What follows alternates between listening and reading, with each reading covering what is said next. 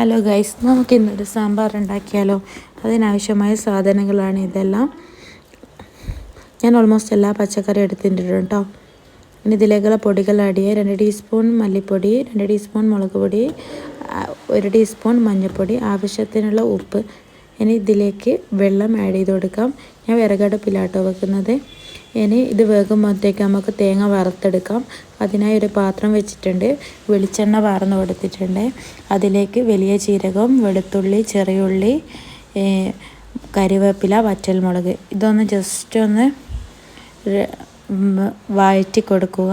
അതിന് ശേഷമാണ് നമ്മൾ തേങ്ങ ആഡ് ചെയ്യുന്നത്.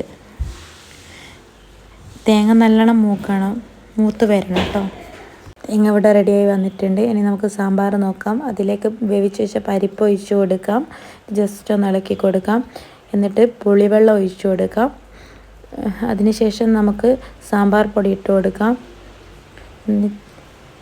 അതിനുശേഷം വറുത്തരച്ച തേങ്ങ ഒഴിച്ച് കൊടുത്തിട്ട് ഒന്ന് ജസ്റ്റ് ഇളക്കി കൊടുക്കാം. ഇനി വറവിടാൻ വേണ്ടിയിട്ട് നമുക്കൊരു പാൻ അടുപ്പത്ത് വെക്കാം. അതിലേക്ക് വെളിച്ചെണ്ണ ഒഴിക്കാം. എന്നിട്ട് കടുകിടാം. ഇനി ചെറിയുള്ളി ഇടാം. ചെറിയുള്ളി നല്ലോണം മൂക്കണം കേട്ടോ. അതിനുശേഷം വറ്റൽമുളകും കരിവേപ്പിലയും ഇടാം. എന്നിട്ട് സാമ്പാറിലോട്ട് ഒഴിക്കാം. നമ്മളെ സാമ്പാർ ഇവിടെ റെഡി ആയിട്ടുണ്ട്. സാമ്പാർ ഇഷ്ടപ്പെട്ടാൽ ലൈക്ക് ചെയ്യുക, ഷെയർ ചെയ്യുക, സബ്സ്ക്രൈബ് ചെയ്യുക. ഇനി അടുത്ത വീഡിയോയുമായിട്ട് വീണ്ടും കാണാം.